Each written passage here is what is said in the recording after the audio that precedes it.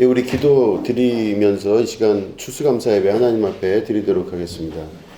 하나님 아버지, 지난 1년을 우리에게 주신 것 감사합니다. 하나님께서 주신 귀한 은혜로 우리가 오늘까지 오게 되었습니다. 하나님, 오늘 그것을 감사하며 추수감사 예배로 드리는데 하나님 이 예배를 흠양하여 받으시며 하나님 홀로 영광받아 주시옵소서. 감사드리며 예수님의 이름으로 기도드립니다. 아멘. 다 같이 일어나셔서 찬송 8장 함께 찬송하시겠습니다.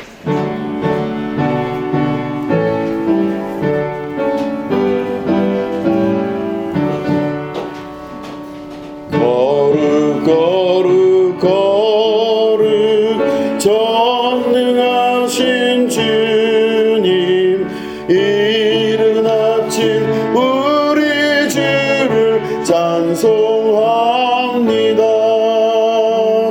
거룩 거룩 거룩 자비하신 주님, 성삼위일체 우리 주로다.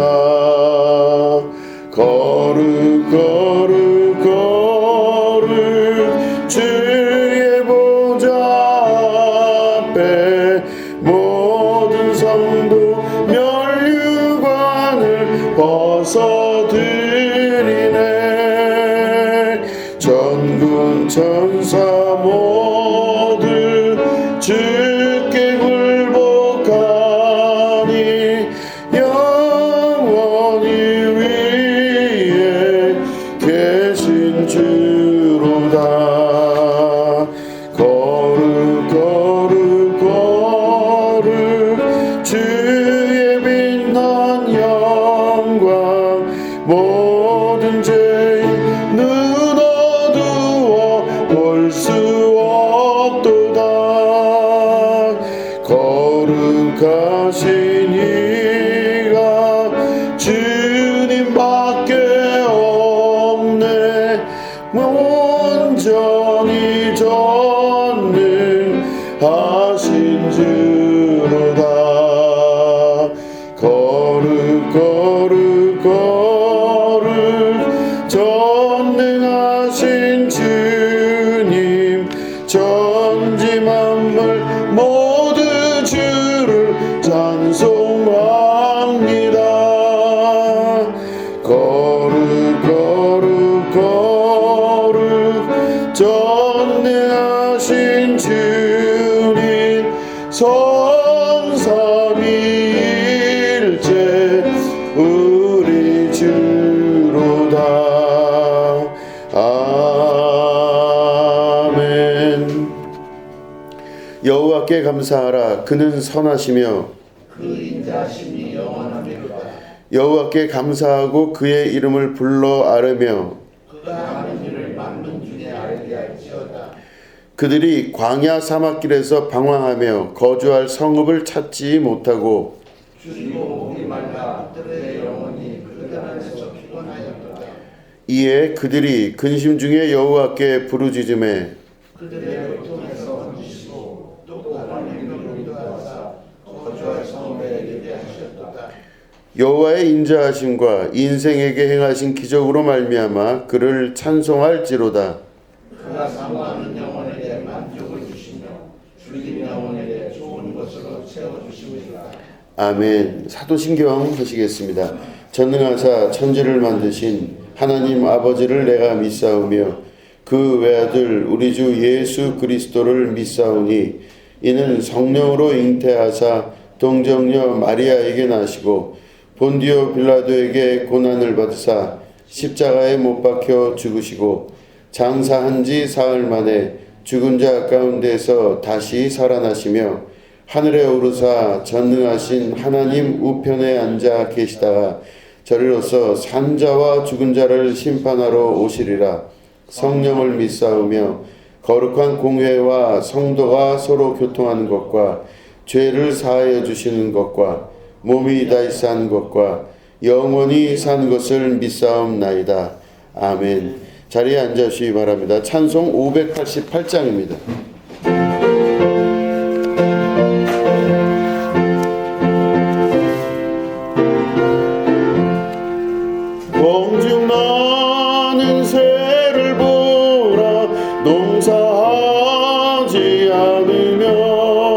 곡식모와 곡간안에 드린 것이 없어도 세상 주관하는 주님 새를 먹여주시니 너희 먹을 것을 위해 근심할 건 무엇냐 들의 백합화를 보라 길쌈 수고 안 해도 솔로몬의 입은 옷도 입고만 못하였네 아금 속에 던질 뿔도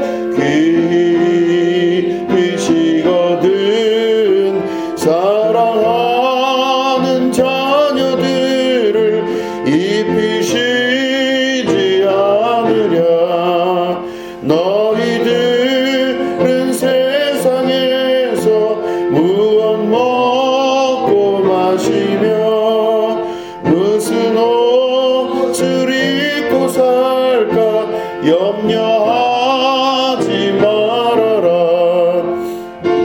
이방 사람들이 간구하는 것이요 너희 하늘 아버지는 너희 쓸 것 아신다 너는 먼저 주의 나라 그의 의를 구하면 하나님이 모든 것을 너희에게 주시리 내일 일을 위하여서 아무 염려 말지니 내일 염려하지 말라 오늘 고생 족하다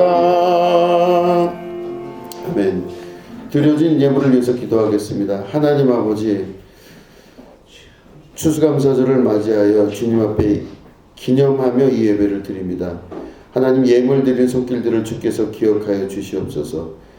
하나님께서 허락하신 이 땅에서 우리가 살아가는 동안 승리할 수 있도록 도와주시고 주께서 주시는 한량없이 베푸시는 은혜를 체험하며 살아갈 수 있도록 인도하여 주시옵소서. 하나님 물질을 지배하고 정복하고 다스릴 줄 아는 권세와 능력을 허락하시고 지혜에 지혜를 더하시는 주님께서 함께 하셔서 우리가 가야 할 바의 그 길을 알지 못할 때 빛으로 인도하시고 구름 기둥으로 역사하셔서 하나님의 거룩한 뜻이 우리 가운데 합력하여 선을 이루는 기쁨의 영광의 승리의 삶이 될 수 있도록 도와주시옵소서. 예물 드린 손길들을 주께서 기억하시며 하나님께서 한없이 베풀어 주시고 하나님께서 이끄시는 귀한 은혜 가운데 모든 문제가 문제 아님을 알 수 있는 축복의 자리 될 수 있도록 주님 도와주시옵소서. 감사드리며 예수님의 이름으로 간절히 축복하며 기도드립니다. 아멘. 우리 하나님 말씀 함께 보시겠습니다. 데살로니가 전서 5장 16절부터 18절까지 있는 말씀입니다.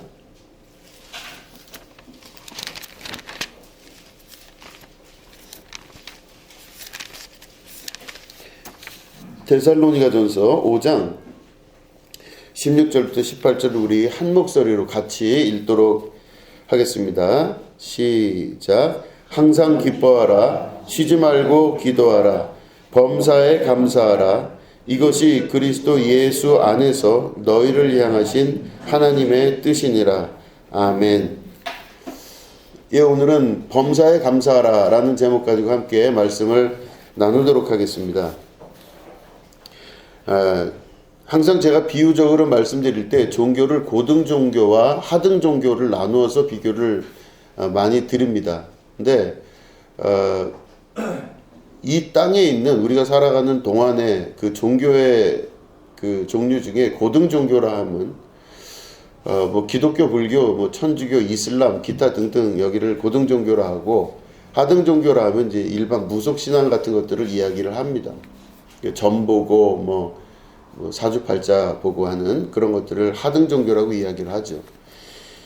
그런데 고등 종교의 세계에서 보면은 이 세상을 정의하는 바가 하등 종교와 많이 다릅니다. 이 세상을 어떻게 정의하느냐 하는 것이 바로 이 종교, 고등 종교와 하등 종교를 나누는 기준이기도 합니다. 이 세상을 실제로 보는 것을 하등 종교라 하고 이 세상을 실제가 아니라고 보는 것을 고등 종교라고 합니다. 그럼 다시 말해 우리가 서로 지금 눈을 마주하고 있는 이 세계는 실제가 아니라고 보는 것입니다. 여기서 말하는 실제는 진리가 아니라고 보는 것이죠. 진리라고 하면 변하지 않고 이곳에서 무엇인가가 이루어져야 되는 것, 이게 진리입니다. 그런데 이 세상을 실제와 진리로 보지를 않습니다. 우리 기독교도 이 세상을 진리와 실제로 보지 않습니다. 영원하지 않을 거로 생각하고 우리는 다 우리가 왔던 고향으로 돌아갈 것으로 알고 있습니다. 그래서 우리가 보통 어떤 분이 돌아가신다 할 때 이제 죽은 사람을 향해서 저분이 돌아가셨다 이렇게 이야기합니다. 그분이 돌아가셨다 하면 그분이 왔던 곳으로 다시 갔다 이거를 말하는 것이죠. 그렇기 때문에 우리는 믿는 바가 뭐냐면 이 땅에서 영원히 있지 않을 것이고 이 땅은 영원히 이루어질 수도 없는 곳이라고 우리는 믿고 살아가고 있는 것입니다. 어떤 사람에게는 짧은 생일 수도 있고 어떤 사람에게는 상대적으로 긴 그런 삶을 살아가는 경우도 있습니다. 그러나 분명한 것은 태어난 사람은 반드시 죽고 돌아가는 것입니다. 우리는 생각, 감정, 오감을 통해 이 세계를 진짜라고 여기고 믿고 살고 있습니다. 그래서 이 세계에 모든 게 다 있고 이 세계에서 벌어지는 일들이 대부분 진짜라고 생각하기 때문에 우리의 삶이 신앙생활 안에서 생활할 때 힘들고 헷갈릴 때가 있는 것입니다. 분간이 잘 안 되는 것이죠. 어떤 때 보면 여기가 진짜인 것 같은데 어떤 때 말씀을 들어보면 이 땅이 아니라 다른 곳이 진짜라고 이야기를 할 때가 있는 것이죠. 하등 종교라고 이야기하는 소위 무속신앙들을 보면 이 땅이 진짜라고 생각합니다. 그래서 이 땅에서 어떻게 먹고 살고 헤쳐나가고 문제가 있을 때 이것들을 잘 이루고 하는 것들이 하등 종교입니다. 그래서 이 땅을 진짜로 보는 것이죠. 그래서 이 땅에서 무엇인가를 성공해보고 잘 해보려고 하는 것이 보통 일반적으로 하는 그 하등 종교의 방향입니다. 그런데 교묘하게도 우리가 다니고 있는 이 교회 그리고 개신교회를 비롯한 많은 그 종교적 특성을 갖고 있는 많은 집단들이 현재로서는 고등 종교건 하등 종교건 이 땅을 일부 진실과 진리로 보고 살아가고 있는 것입니다. 그래서 교회 안에서도 이상하리만큼 무당 같은 일이 벌어지기도 하고 또 교회 안에서도 이상하리만큼 이 땅에서의 성공 또 이 땅에서의 무엇인가 이루어가는 것들을 진리로 보고 있을 때가 참 많습니다. 그렇게 따지면은 여러분 자체 모순에 빠지게 됩니다. 바로 순교하신 많은 순교 성인들도 있고 또 이 땅에 살아가는 동안 어려움을 당했던 수많은 사람들의 어려움은 무엇으로 그들의 선의가 그리고 하나님 뜻이 증명이 될 수 있겠습니까? 그들은 다 실패한 자들이며 또 실패한 자의 대표적인 분은 예수님이십니다. 나이가 33살에 십자가에 비참하게 달려 죽으신 분이 예수님이십니다. 그분은 성공하신 분이 아니라고 볼 수 있습니다. 기독교의 진정한 신앙은 무엇일까? 무엇이 진짜 우리의 신앙일까 봤을 때 우리들이 이 땅을 실제로 보느냐 아니면 실제가 아닌 것으로 보느냐의 큰 구분점을 우리가 갖고 있을 수 있어야만 되는 것입니다. 우리가 이 땅을 살아갈 때에 이 땅을 실제로 보지 않는 것 이게 우리의 믿음의 기초가 될 수 있어야 됩니다. 그러면 이 땅이 실제가 아니라면 도대체 이 땅이 우리에게 무슨 의미가 있으며 이 생이 무슨 의미가 있을까 보시면은 이 생애 동안, 내가 살아가는 생명이 붙어 있는 그 동안 우리 안에는 육신과 영혼에 대한 끊임없는 갈등과 번민이 일어납니다. 어떤 때는 이게 맞는 것 같기도 하고 어떤 때는 저게 맞는 것 같습니다.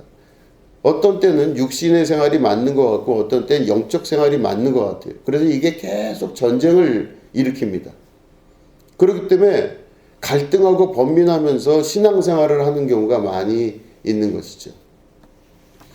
이 땅에서 우리에게 생명을 주신 하나님의 분명한 의미는 바로 뭐냐면 하나님이 처음에 창조하셨던 하나님의 의도와 그 뜻대로 우리가 돌아서서 하나님의 자녀로서의 권세를 회복하고 하나님께서 주시는 영원한 세계, 그 진리의 세계 가운데로 들어가게 하시는 것이 하나님의 온전한 뜻입니다. 그렇기 때문에 이 땅은 바로 마귀 사단의 괴계를 능히 이기고 육신을 이기며 승리를 우리 안에 이룸으로 하나님의 나라에 들어가는 것이 온전한 뜻이라 볼 수 있습니다. 그러면 내 생에 살아있는 동안 무엇을 해야 되느냐? 하나님의 뜻을 잘 알 수 있으셔야 됩니다. 하나님의 뜻이 무엇인지를 깨달아 알고 그 뜻대로 살아갈 줄 아는 자가 되는 것, 이게 바로 이 땅에서 생명을 우리에게 주신 분명한 의의와 의도라 볼 수 있습니다. 오늘 말씀 보시면 데살로니가전서 5장 우리가 읽었는데 항상 기뻐하라 그러셨죠. 그리고 쉬지 말고 기도하라, 범사에 감사하라 이렇게 말씀하십니다. 기도하고 기뻐하고 또 범사에 감사하라, 모든 일에 감사하라 그러셨습니다. 이 세 가지를 우리가 이룰 수 있을 때 하나님의 뜻이 이루어진다고 보는 것입니다. 이게 보면은 이 세 가지를 항상 해야 되는데 왜 해야 되느냐? 18절의 맨 마지막을 보면 이것이 그리스도 예수 안에서 너희를 향하신 하나님의 뜻이니라 이렇게 말씀하셔요. 뜻이라 그러셨습니다. 자, 그럼 이 뜻이라는 게 도대체 뭘까요? 뜻은 히라보로 탈레마라고 하는 단어를 사용합니다. 하나님의 뜻 할 때 탈레마입니다. 탈레마, 뜻. 뜻이라고 하는 이 탈레마라고 하는 단어는 하나님의 즐거움, 하나님이 좋아하시는 것, 기쁨, 뭐 이런 걸로도 해석이 됩니다.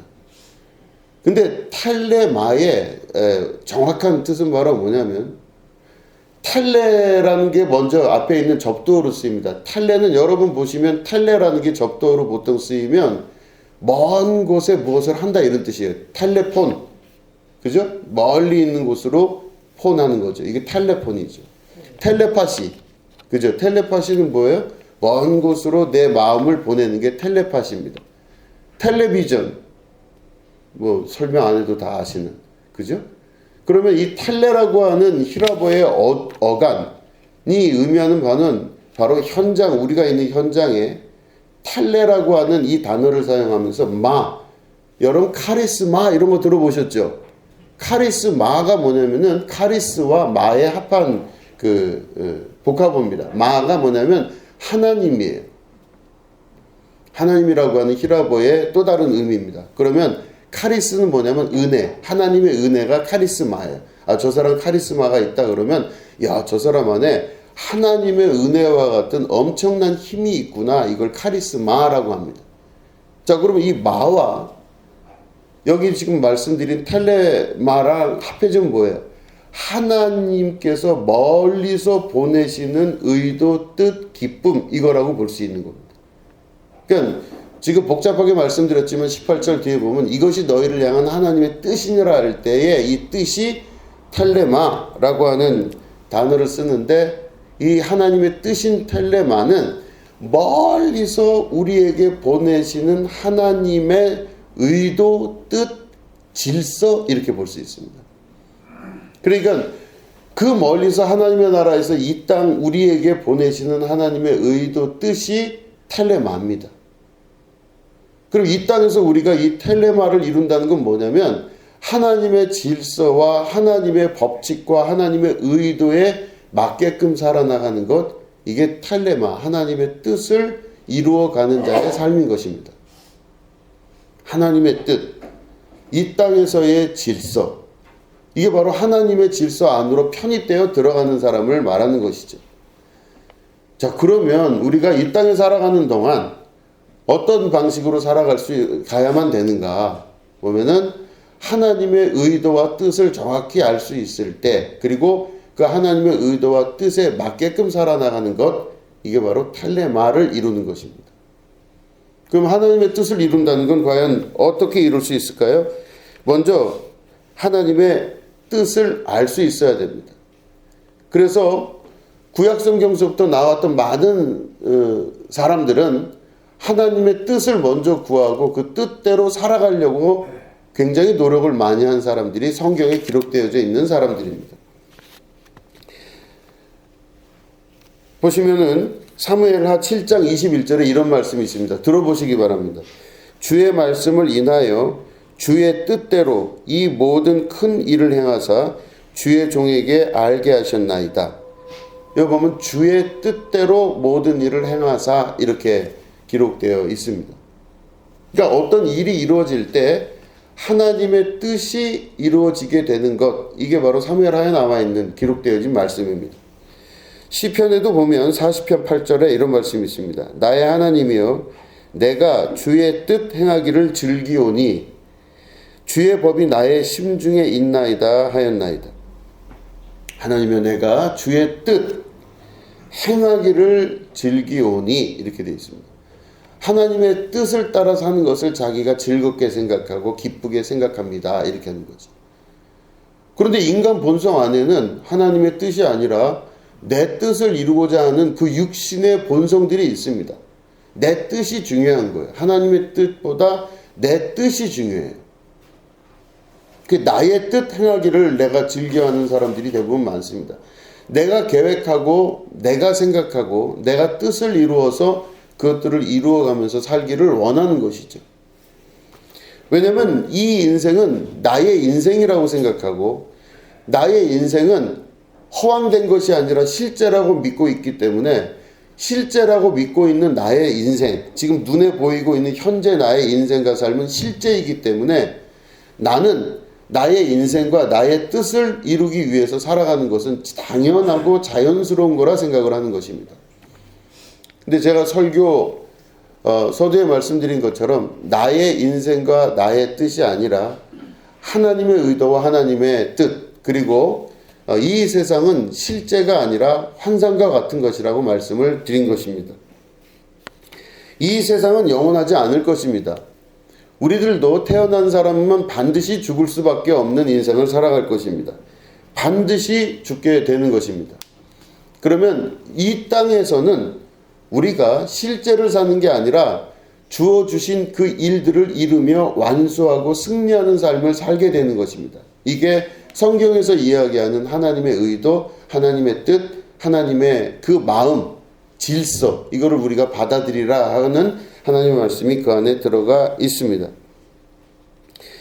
그래 보시면은 에베소서 3장 11절에 또 이런 말씀이 있습니다. 곧 영원부터 우리 주 예수 그리스도 안에서 예정하신 뜻대로 하신 것이라. 그러니까 하나님께서 마음속에 어떤 뜻을 두시고 그 뜻대로 지금도 계속해서 세상의 모든 질서를 이루어 나가고 계신다는 뜻입니다. 하나님의 뜻대로 우리를 이끌어 가시는 삶, 이게 바로 이 세상, 이 우주 가운데 편만하게 역사하시는 하나님의 나라라고 볼 수가 있는 것입니다. 이 뜻에는 그래서 하나님께서 창조하신 이 세상의 창조 목적이 분명하게 보여져 있는 것입니다. 여러분들, 우리가 이 땅을 살아가는 동안 우리는 하나님의 뜻을 알고 하나님의 뜻대로 살아가야 될 줄로 믿으시기 바랍니다. 하나님의 뜻을 이룬다는 것은 내 속에 있는 본능에서 나오는 수많은 욕구와 생각들을 주님 앞에 포기하고 버릴 줄 아는 사람을 말하는 것입니다.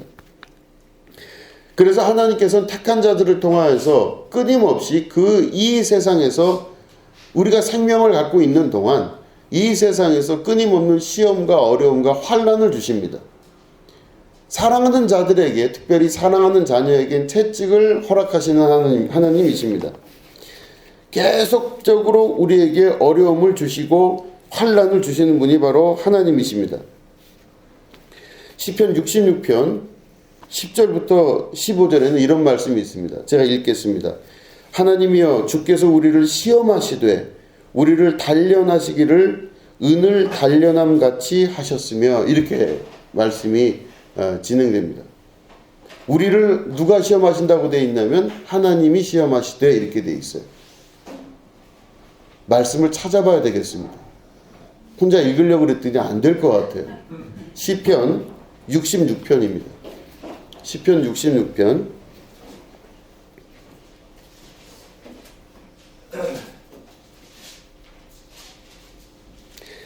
시편 66편 10절부터 우리 한번 좀 읽어 보겠습니다. 자, 우리 10절부터 12절까지 우리 같이 한 목소리로 읽겠습니다. 시작. 하나님이여, 주께서 우리를 시험하시되 우리를 단련하시기를 은을 단련함 같이 하셨으며, 우리를 끌어 그물에 걸리게 하시며 어려운 짐을 우리 허리에 메어 두셨으며, 사람들이 우리 머리를 타고 가게 하셨나이다. 우리가 통과하였더니 주께서 우리를 끌어내사 풍부한 곳에 들이셨나이다. 아멘. 시편 66편을 보니까 하나님이 어떻게 하셨다고 되어 있냐면 우리를 시험하셨다고 되어 있어요. 그럼 이게 어떻게 된 건가? 우리에게 일어나는 어려운 일들이 하나님께서 하셨다라고 기록하고 있는 겁니다. 그리고 시험하시는데, 그렇지만 우리를 단련하시기를 은을 단련함 같이 하였으며, 이렇게 되어 있습니다. 그러니까 하나님이 우리를 어려움 가운데 놓아주시고 그 어려움을 막 자기 스스로 그것들을 괴로워하고 힘들어하게끔 하신 거예요. 너무너무 괴롭게 하시는 거예요.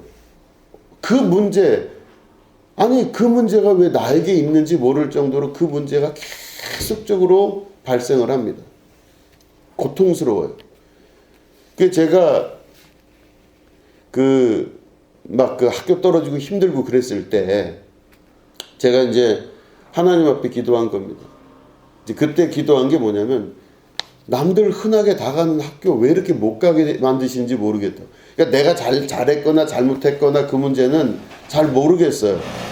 내가 잘했거나 잘 못했거나 문제는 둘째, 셋째 문제고, 일단 내 인생을 내가 그때 바라봤더니 너무 괴로운 거예요. 내 인생이. 제 옆에 있는 사람들은 다 학교를 갔어요. 근데 왜 나는 이럴까? 막 너무 괴로운 거예요. 한 번만 떨어지면 좋을 텐데 두 번 떨어지고 나니까 이거는 너무 심한 것 같아요. 내가 하나님 앞에 잘못한 게 있습니까? 내가 교회 생활을 얼마나 열심히 했습니까? 교회에서 사찰 집사처럼 일하지 않았습니까? 교회 건축한다고 하나님, 제가 꽈배기 팔러 다니고 별짓을 다 하고 내가 하나님 앞에 건축 헌금하지 않았습니까? 내가 뭘 잘못했습니까? 하나님, 한 번 정도 붙여주는 게 그렇게 어렵습니까? 막 기도를 했어요. 그리고 주변을 봤더니 나만 외톨이에 혼자고 다른 사람들은 다 즐거워요. 다 즐겁게 학교 붙어서 돌아다니고 그럽니다. 상대 비교가 저를 괴롭게 만드는데 정말 진짜 미치기 직전까지 가더라고요. 하나님 앞에 얼마나 울면서 기도했는지 모릅니다. 울면서 억울하다 기도하고, 왜 그 흔한 남들 다 하는 일반적인 일을 나는 왜 못합니까? 왜 나에겐 이걸 허락하지 아니하십니까? 그러니까 그 기도가 내내 나오는 거예요. 다른 사람들은 다 쉽게 하는 걸 왜 나는 이렇게. 세 번째 학교를 떨어지고 나서 다시 한번 하나님 앞에 기도할 때는 제가 못 견디겠나이다, 주를 떠나겠습니다. 뭐 이런 거 했었어요. 도저히 나는 하나님을 이해할 수도 없고, 그 흔한 거 한번 저에게 주지 못하시는 그 하나님, 무슨 의미가 있겠어요? 막 하면서 하나님 앞에 제가 그러면서 있다가 어느 순간 차갑게 마음이 돌변하면서 마음을 정리를 한 겁니다. 내가 어찌 보면 하나님 믿어서 이렇게 된 걸 수도 있다라고 하는 피해의식이 막 생기는 거예요. 교회를 다녀서 이렇게 된 거 아니까 막 갈등했습니다. 막 일기장에는 내내 그런 것들을 적어놨어요. 왜 내 인생은 막 그냥 막 적어놨어요. 그런 시험의 와중을 제가 통과하면서 항상 느꼈던 건 바로 마음속에 심각하게 느끼는 상대적 빈곤감입니다. 어떤 사람은 다 정상들인데 왜 나는 이럴까? 왜 저 사람은 다 저렇게 정상으로 사는데 왜 나는 이렇게 특이하고 특별하게 살까? 그러니까 나는 특별하고 싶지가 않은 거예요. 저는 되고 싶은 것도 평범한 사람 되고 싶었습니다. 그저 남들 버는 정도보다 조금 밑으로 벌어도 상관없으니 튀지 않고 사는 거. 누가 나 좀 안 바라봤으면 좋겠는 거. 이게 제가 바라는 소망이었어요. 근데 여러분들이 저를 지금 바라보고 있잖아요. 이것도 창피해요. 어떤 때 보면. 난 너무 그게 싫었었어요. 그냥 평범하게 튀지 않고 남들이 사는 정도 수준으로 이렇게 한 발 한 발 걸어가 사는 것. 근데 하나님께서 그렇게 놔두지를 아니하셨습니다. 그런데 그 일을 겪어가면서 느끼게 된 게 뭐냐? 그 당시는 잘 모릅니다. 아주 너무 힘들고 좌절하고 괴롭고 해석도 안 되고 이해도 안 돼요. 내 인생과 삶이라는 게. 그리고 제 속에 있었던 그 생각이 인생은 한 번인데 아니 한 번 사는 인생인데 어떻게 이렇게까지 나를 비참하게 만드십니까? 이게 이제 제 인생의 제일 힘든 주제였었어요. 한 번 아닙니까? 그럼 예수 믿어서 인생 잘 안 풀리고 예수 믿어서 골에 빠지고 예수 믿어갖고 이런 고통 중에 있는 게 하나님 뜻입니까? 그게 하나님이십니까? 그러면 제가 하나님 믿을 이유가 없죠. 막 이러면서 이제 하나님한테 구체적으로 덤볐죠. 그리고 그만두겠다고 이러고. 그런 일들이 이제 있고 그 다음에 이제 어떤 신비한 체험을 하고 다시 교회를 가고 뭐 이런 일들을 반복적으로 하게 됩니다. 그런데 그 시기가 지난 이후에 알게 된 것은 바로 단련시켰다고 하는 그 말씀이 서운한데 단련시키는데 어떻게 단련시켰냐 봤더니 은을 단련함 같이 하셨으며 이렇게 했습니다. 그럼 은을 단련하는 건 뭔가 이렇게 봤더니 불순물을 제거하는 거더라고요. 은을 단련한다는 걸 쭉 제가 뒤져봤더니 은을 단련하는 거는 뭐 이렇게 때리는 것도 있지만 이걸 먼저 녹여야 녹이고 나서 형틀에 붓고 나서 이거를 때리든지 그래야 되는 거잖아요. 근데 이 단련함은 그 안에 있는 불순물을 제거하는 것입니다. 그러니까 은 이외의 나머지 것들을 제거하는 작업이 은을 단련하는 것. 물론 금을 단련하는 것도 마찬가지입니다. 인생에 우리가 가지고 있는 수많은 불순물들이 지금 섞여 있습니다. 어떤 때는 육신이 진짜인 것 같고 어떤 때는 이 세계가 정말 오래가고 영원할 것 같고 나는 영원히 죽지 않을 것 같고 나는 끝까지 잘 살 것 같고 나는 실제하고 있는 것 같고 하는 것들이 우리 안에 있는 불순물 중에 하나라고 볼 수 있습니다. 그렇기 때문에 눈에 보이는 걸 쫓아가고 이생의 안목과 우리가 생각하고 있는 내 고정 가치관을 절대 버리지 않고 내 삶의 터전 위에서 모든 것들을 해석해 나가는 과정들을 살아가고 있습니다. 그 모든 삶의 과정 중에 나타나는 가치관의 정확한 뜻은 바로 뭐냐면 내 생각이 틀린 것은 없다라고 하는 생각이에요. 그렇잖아요. 우리가 눈에 보이는 거 이생의 안목과 육신의 안목과 이생의 정욕을 쫓아가고 싶잖아요. 누구나 다 부자 되고 싶고 권력을 갖고 싶고 힘을 가지고 싶고 어떤 방식을 써서든 그 자리로 올라가고 싶은 겁니다. 그런데 이 실제와 같은 이 세계, 실제라고 믿고 있고 내가 맞다라고 여기는 이 세계 속에서 살아갈 때 현재 내 눈에 보이는 내 인생의 전개되는 과정을 보면 정말로 괴롭고 힘든 거예요. 그런데 그것을 연마하기 위해서 하나님께서 은을 단련함 같이 그 안에 있는 순수함만 남기기 위하여 나머지 불순물들을 제거해 가신다고 하는 것입니다.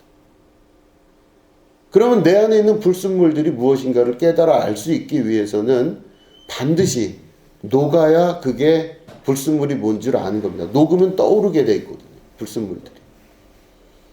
녹아야 됩니다. 그럼 어떻게 녹아야 되느냐? 불로 지져야만 됩니다. 아주 불로 강하게 지져야 돼요.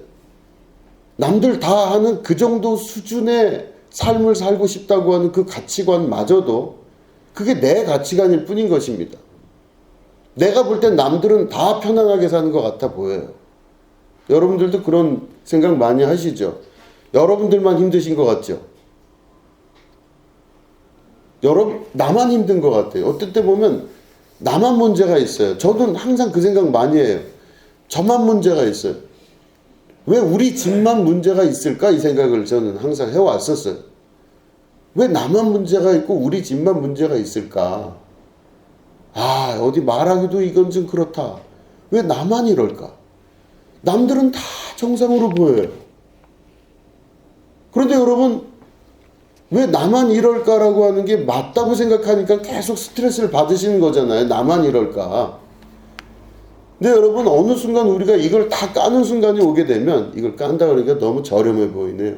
주께서 오시면 밝히신다 그러셨는데, 모든 게 어느 순간 드러남이 있으면 위로가 되실 거예요.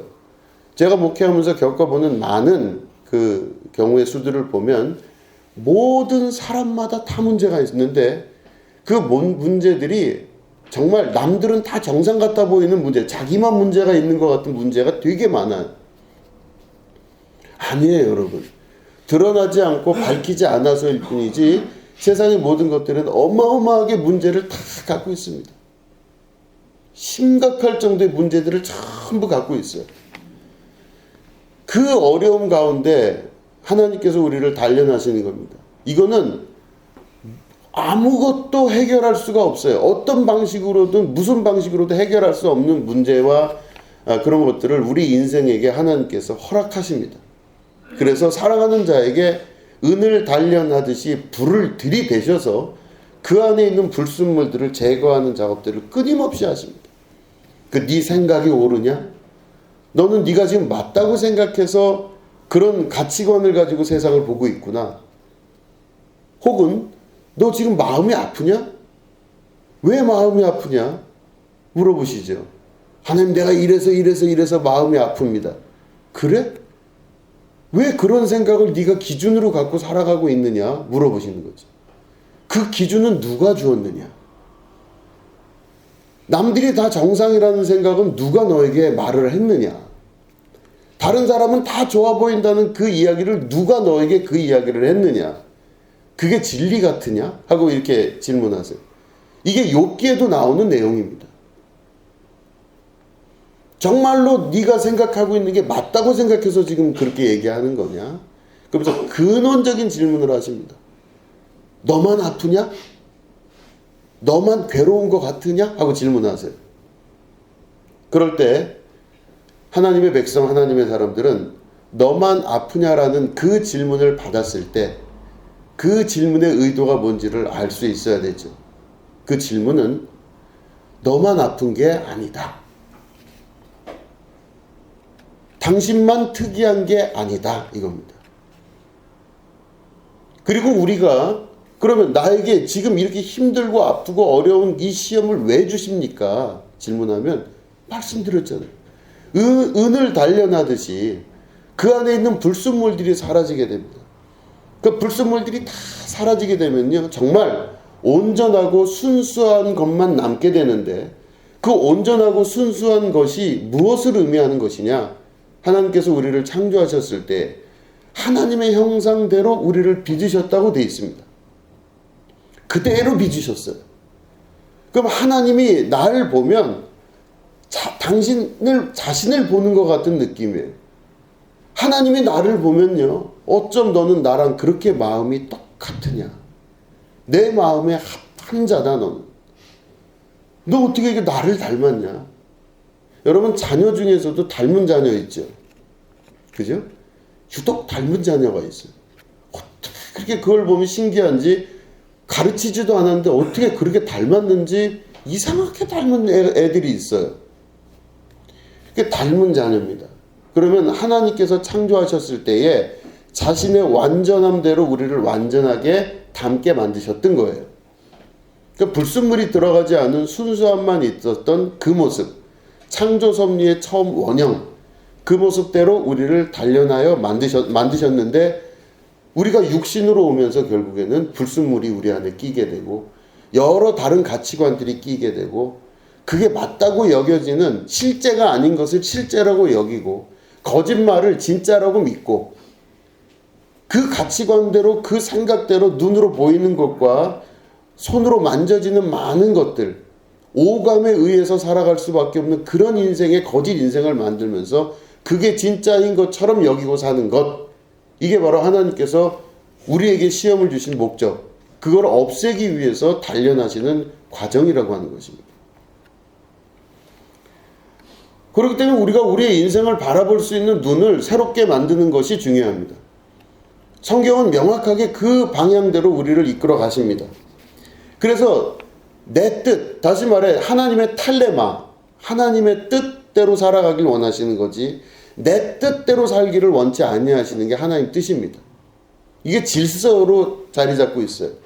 이 세상은 그래서 하나님 뜻대로 오늘도 움직이고 있고 하나님의 뜻대로 세상이 변해나갈 것이라는 것을 우리는 알고 있습니다.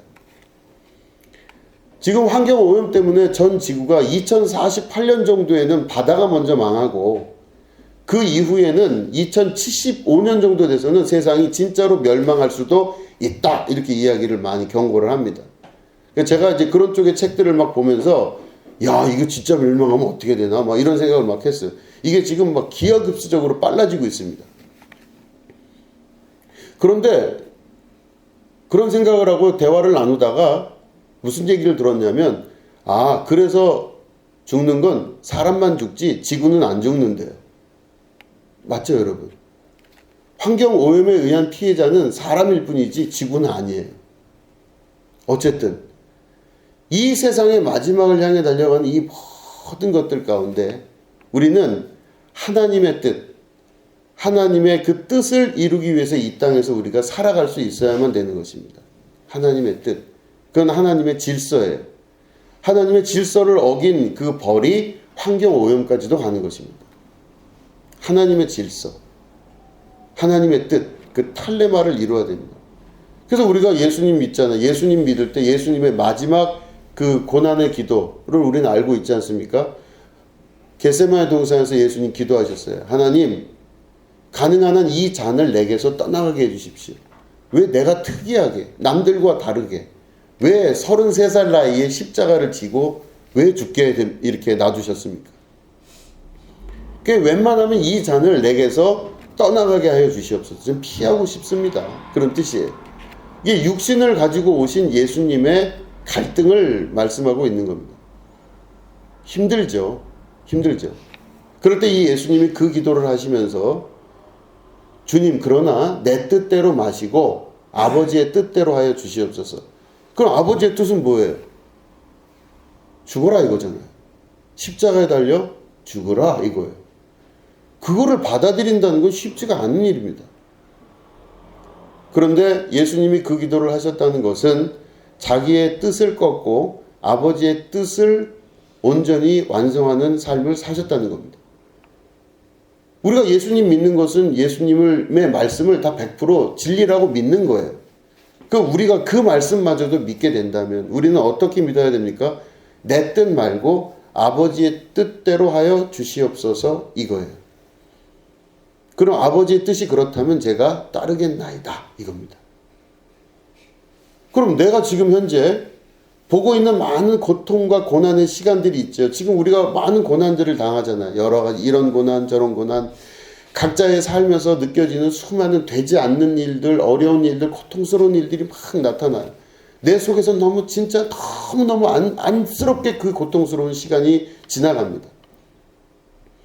이거를 좀 이루어주시, 왜 남들 다 되는 게 왜 나한테 안 됩니까? 내 속에서 그게 막 부글부글 끓어오를 때 하나님 앞에 기도를 이렇게 하죠. 근데 여러분 이때, 그러나 내 뜻대로 마시고 아버지의 뜻대로 하여 주시옵소서. 이게 될 수 있을까요?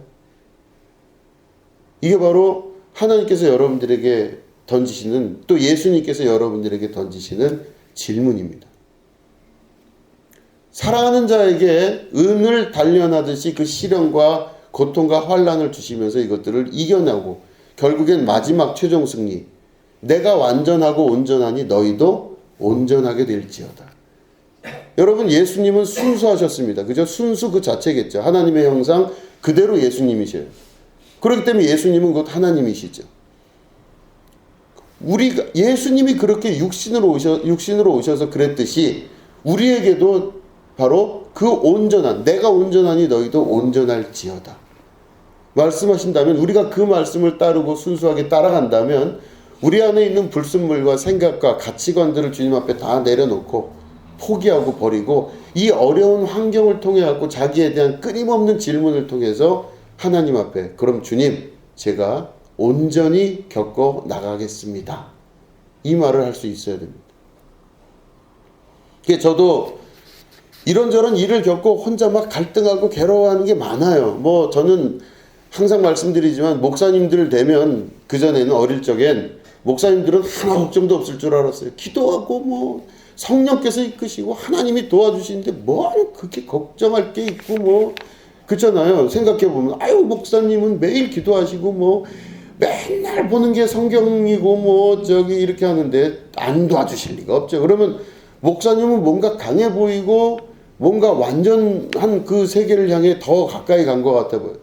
근데 안 그런 게 전방에 있는 것 같아 갖고 매일 노출돼 있어요. 살까지 껍데기 다 벗겨진 것처럼 예민한 상태에서 매일 내 피부에 소금 뿌리는 것 같은 고난을 당합니다. 고통스러운 거예요. 예민해지고 고통스러워지면서 하나님 앞에 끊임없이 질문하고 또 질문을 하게 됩니다. 그리고 내 안에서 그런 질문에 대답을 찾기 시작해요. 하나님, 내가 왜 힘든지, 내가 왜 마음이 이런지에 대해서 말씀해 주십시오.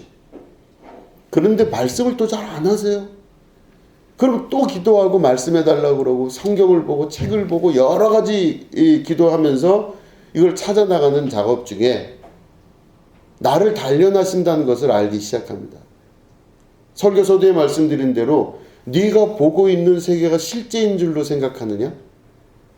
네가 지금 겪고 있는 그 세계에서 고통이 원인이 무엇이라고 생각하느냐? 고통의 원인은 내 가치관이 명확히 살아 꿈틀대기 때문에 고통스러운 거예요. 싫고 좋음이 내 안에 너무 명확한 것들이 들어가 있기 때문에 하나님 뜻이 아니라 내 뜻대로 살기 때문에 고통스러운 거예요. 그거를 버릴 수 있겠느냐는 겁니다. 계속 그 가치관을 가지고 고통을 당하느냐, 아니면 이 가치관을 버리느냐. 그런데 실제로 제가 해봤더니 가치관을 가지고 고통당하는 건 그래도 그나마 버텨요. 내가 옳은 건 끝까지 오라 이러면서 절대 안 버리고 끝까지 갈 수 있을 것 같아요. 고집, 아집, 그게 저도 있거든요. 끝까지 그걸 내가 이길 것 같아요. 그런데 더 어려운 게 뭐냐면, 제일 어려운 게, 고통을 버티는 건 하는데 내 기준과 생각을 버리는 거는 정말로 힘들어요. 그 가치관을 버리는 게 얼마나 어려운지 몰라요. 그 가치관을 버리는 거. 가치관을 버리게 되면 어떤 일이 벌어지냐? 정말로 내가 인생이 사는 건지 안 사는 건지 잘 모르겠어요. 이게 진짜 뭔지 잘 모르겠는 거예요. 그런 순간을 경험하기 시작합니다. 이거를 뭐 소위 전문용어로 에고가 완전히 거의 사라지기 시작하고, 에고를 내 스스로에서 나타나고 있는 거짓자인 에고를 다스리는 존재가 되는 것을 말하는 겁니다. 사라지기 시작해요.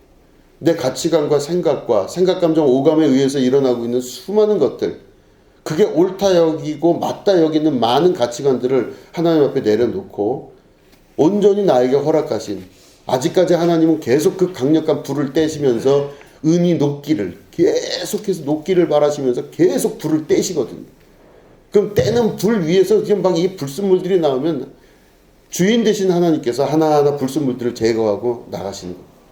그러면 한 번 불이 떼지면 그 강력함으로 인해 갖고 또 불순물이 사라져. 그 불순물이 뭐예요? 말한 대로, 말씀드린 대로 그 가치관, 내 생각, 나만 옳다, 내 생각이 맞다라고 하는 그 생각이 불순물이에요. 그 내 생각이 아니고 아버지 생각이 맞습니다. 내 뜻이 아니고 아버지 뜻이 맞습니다. 이걸 계속 반복하면서 우리들은 이 풀무지를 당하면서 우리 인생을 살아가는 동안 이 실제가 아닌 환상 같은 인생 가운데 아버지의 뜻이 이 땅에서 이루어지고 하늘의 뜻이 하늘에서 이루어진 것처럼 땅에서도 그 뜻이 이루어짐을 알면서 살아가는 겁니다. 육신으로 비록 우리가 있지만 육신의 정욕과 육신의 가치관으로 사는 것이 아니라 하늘의 가치관으로 사는 사람으로 인생이 변화한 사람이에요. 자기 인생을 바라보는 시각, 그리고 그 가치관이 왜 힘든지에 대한 가치관에 대해서 하나님 앞에 질문하고 그것들을 내려놓고 분리해서 하나님 앞에 그 가치관을 봉헌하여 드리는 사람. 이게 바로 하나님께서 창조하신 자가 이 땅에서 생명을 가지고 있는 이유입니다. 그럴 때 아까 말씀드린 이것이 너희를 향한 하나님의 뜻이니라 할 때 그 텔레마, 이거는 제가 말씀드린 대로 하나님의 뜻, 의지 혹은 질서 이렇게 말씀드렸잖아요. 하나님의 질서이며 하나님의 뜻이니라 하셨을 때 어떻게 살으라고 말씀하셨죠? 항상 기뻐하라. 쉬지 말고 기도하라. 범사에 감사하라. 그러셨어요. 항상 기뻐하라. 이거는 원문을 보면 명령법입니다. 근데 명령법 중에서도 강력한 명령법이에요. 기뻐할 수 있으면 해봐라. 이게 아니라 기뻐하라예요. 그리고 기도하라. 쉬지 말고 기도하라. 범사에 감사하라. 이게 명령법이에요. 그 명령법이 쓰인 이유는 바로 이것이 하나의 계명이란 뜻입니다. 지켜야만 되는 계명이에요. 그렇잖아요. 명령은 계명입니다. 하나님 이렇게 살아야 된다라고 하는 명령. 그건 계명이에요. 다른 거 다 안 지켜도 좋으니 이렇게 해라라고 하는 게 명령이잖아요. 명령. 하나님의 계명인 이 명령이 바로 기뻐하라 그러셨습니다. 여러분 환난 중에 기뻐할 수 있으시겠습니까? 정신이 나가기 전엔 되겠나요? 뭐 이런 거예요? 환난 중에 기뻐할 수 있는 것. 기뻐하라는 명령이 있기 때문에 그 계명을 지켜나가는 겁니다. 그러니까 제가 그거를 한번 해보려고 여러 군데 이제 자료를 찾아봤더니 여러분 이게 코 옆에 양옆에 있는 이 근육을 살짝 올려보래요. 한번 지금 올려보세요. 자, 시작. 기분이 좋아지세요? 아니 손으로 말고 그냥 자기가 이렇게. 괜찮으세요? 쉽게 못 올리시는구나. 이게 이렇게 하면요 정말로 여러분 좋아지더라고요. 희한하게 이렇게 하면은 사람이 별거 아닌 것 같은데 가만히 있다가 이걸 이렇게 올리는 것만 가지고도 사람이 좋아져요. 그러니까 이걸 왜 하느냐? 기뻐하라가 제한이 아니라 명령이라면 그 명령을 이행하기 위해서는 별짓을 다 해보는 겁니다. 이렇게라도 해보고 별짓을 다 해보는 거예요. 이거 기뻐하는 거예요. 항상 기도하라. 하나님과 나와의 관계 안에서 이루어지는 겁니다. 유카리투스입니다. 하나님의 은혜와 하나님의 뜻과 하나님의 진심을 내가 알 수 있는 것은 기도 이외에는 다른 방법이 없습니다. 하나님과 기도하는 거예요. 하나님 이러시죠? 저러시죠? 기도해. 하나님과의 관계는 다시 말해 내가 하나님을 인정하는 게 기도하는 겁니다. 기도를 몇 시간을 해야 되고 무릎을 몇 시간 꿇어야 되고 뭐 통성으로 해야 되고 그런 거 다 내려놓는 거예요. 여러분 기도하는 것은 바로 내가 말씀드릴 수 있는 대상이 있다는 걸 인정하는 거잖아요. 앞에 아무것도 없는데 혼자 얘기하면 그 사람은 정신 나간 거죠. 아무도 없는데 혼자 막 말하는 사람은 다 정신 나간 사람들이잖아요. 근데 내가 앞에 누군가가 있을 때 이야기를 하면 이건 대화가 되지만 앞에 아무도 없는데 그냥 허공에다 대고 그렇게 얘기하는 건 이건 대화도 아니고 미친 거예요. 정신 나간 겁니다. 한번 해보세요. 오늘 집에 가면서. 미친 겁니다. 앞에 대상이 없는데 혼자 말하는 사람은 제정신이 아니죠. 기도는 무슨 뜻이냐면 하나님을 인정하는 행위입니다. 하나님이 계시기 때문에 내가 말을 하는 거예요. 거기다가. 그죠? 이거는 미친 게 아니에요. 말씀을 드리는 거예요. 하나님 앞에. 그러면은 앞에 계시다고 하는 것을 인정하는 행위, 이게 곧 기도예요. 항상 쉬지 말고 기도하라. 다시 말해 네 주변에, 당신들 주변에 항상 하나님이 계시다는 것을 알고 있고 믿고 있고 그렇게 행하라 이 뜻이에요. 쉬지 말고 기도하라 그래갖고 24시간 기도하고 앉아있는 그걸 말하는 게 아닙니다. 계속 중언부언하고 했던 말 또 하고 자기도 모를 말 또 하는 게 기도가 아니에요. 그래갖고 이게 잘못 알아듣고 이거 자체를, 이 기도의 행위를 쉬지 말고 기도하라 이걸 가지고 미국에서는 아이합이라고 하는 그 기도센터가 있어요. 24시간 풀로 기도한다고. 뭐 다윗의 기도, 다윗의 장막 이렇게 하는데 잘못된 겁니다. 기도의 행위는 내가 말을 할 때 앞에 상대방이 있다는 것을 인정하는 행위입니다. 그잖아요. 그러니까 여러분 항상 기도하시기 바랍니다. 하나님을 인정하는 행위를 하셔야 되는 것입니다. 하나님은 계십니다. 범사에 감사하라. 여러분, 감사한다는 것은 모든 문제를 푸는 마지막 생존의 마지막 버튼입니다. 그럼에도 불구하고 감사할 수 있겠느냐? 이게 하나님의 질문이에요. 그럼에도 불구하고 여러분, 감사할 수 있다고 하는 것은 생존 버튼입니다. 제가 옛날에 그 TV 이런 데를 보면 무슨 운동에다 뭐 한다 이렇게 하면은 막 연예인들이 막 TV에서 보면 막 운동회 하잖아요. 막 뛰면 맨 마지막에 뭘 탁 눌러요. 그럼 막 위에서 막 이게 이제 최종적으로 그런 게 있잖아요, 이렇게. 근데 그걸 제가 보면서 항상 느끼는 건데, 저 마지막에 저거 누르기 위해서 저렇게 열심히 뛰는구나. 그 버튼 하나 누르려고. 아니, 재밌잖아요. 팍 뛰어가고 그 버튼을 누르는. 그런데 저도 그런 걸 보면서 이 버튼이라고 하는 거가 마지막에 기독교인이 가야 될 마지막 버튼 하나가 우리에게 반드시 있는 것입니다. 그 버튼 하나가 뭐냐면 최종의 결론은 감사예요. 감사합니다. 그럼에도 불구하고 감사하냐? 감사하죠. 여러분 생각해 보시기 바랍니다. 우리가 만약에 죽었다면 지금 감사할 이유가 없습니다. 감사하고 싶어도 감사를 못해요. 우리가 만약에 지금 죽어 있다면 어떤 감정도 느낄 수가 없을 수도 있습니다. 그러나 우리가 지금 살아있기 때문에 우리는 감정을 선택할 수가 있습니다. 어떤 상황이 오더라도 그 상황 중에서 내가 무엇인가를 선택할 수 있는 것, 이게 살아있다는 증거이며 또 선택하는 자유인의 삶입니다. 진리가 너희를 자유케 하리라 그러셨잖아요. 그죠? 진리가 너희를 자유케 하리라. 얽매여서, 여러분 귀신 들린 자는요, 끊임없이 끌려다니는 사람이 귀신 들린 자예요. 귀신 들린 자 생각해 보세요. 귀신 들린 사람은요, 그것도 우리가 잘못 오해하고 있는 게 막 거품 나고 왜 이렇게 하고 머리 산발을 해서 쫓아다니고 이래야 귀신 들렸다고 생각해요. 그래서 요즘 그러잖아요. 아, 요즘 귀신 들린 자가 없어? 그러죠? 아, 요즘 교회에서도 어디 귀신 들린 자가 하나도 없다고 그런 얘기를 해요. 아니에요. 여러분, 귀신 들린 자의 특징이 뭡니까? 자기 뜻대로 못 사는 사람이 귀신 들린 사람이에요. 자기가 가고 싶은데 못 가고, 자기가 하고 싶은 말 못하고, 자기가 추구하고 싶은 거 못하는 사람이 귀신 들린 자예요. 그럼 내 속에서 나를 붙들고 있는 존재가 있다는 게 귀신 들린다는 뜻입니다. 그럼 귀신 들린 사람이 많아요, 적어요?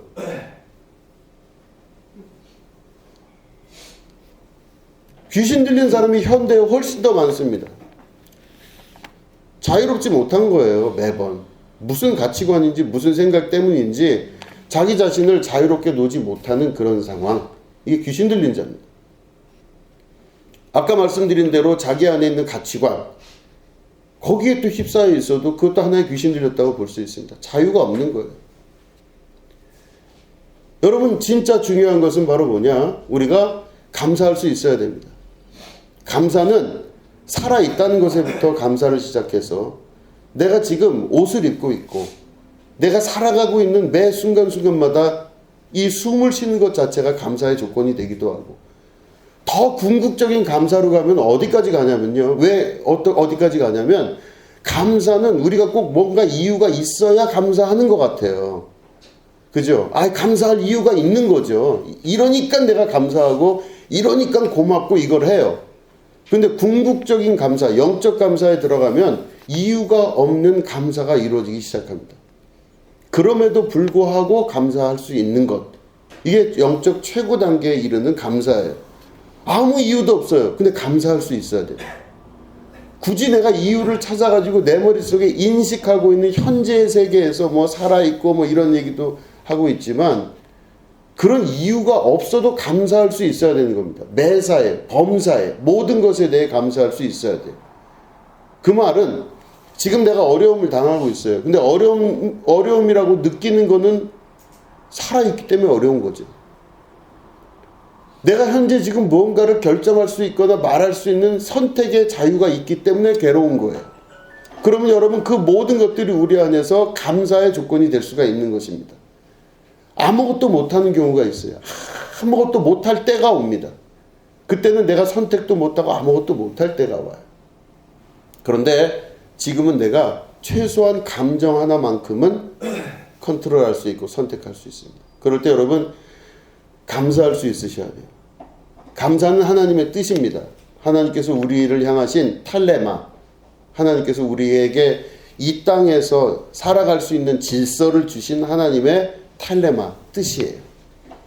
그렇기 때문에 여러분 기뻐하시기 바랍니다. 그죠? 기뻐지지가 않으면 콧 옆에 있는 근육들을 이용해서 기뻐하시기 바랍니다. 그리고 기도하시기 바랍니다. 기도는 앞에 하나님이 계시다고 하는, 내 옆에 하나님 계시다고 하는 그분을 인정하는 행위 중에 아주 중요한 행위입니다. 감사한다는 것은 이유를 불문하고 감사한 것입니다. 그저 살아있음과 내가 이 세상에서 태어나서 하나님의 뜻을 알기도 하고 그걸 이루기도 하는 그 영광의 권세에 들어갔다는 것, 이게 바로 우리에겐 감사의 조건이 될 수 있는 것입니다. 오늘 우리가 추수감사 예배로 하나님 앞에 드립니다. 이 추수감사 예배를 드릴 때 우리들은 이 상징적인 의미들을 갖고 있지만 우리가 열매가 없어도 하나님께 감사를 드릴 수가 있습니다. 앞에 이렇게 열매가 있죠. 저는 이거 볼 때마다 때로는 돌잔치 같기도 하고 그래요. 제가 올해 돌을 맞이하여서 이렇게 여러분 초대한 것 같아요.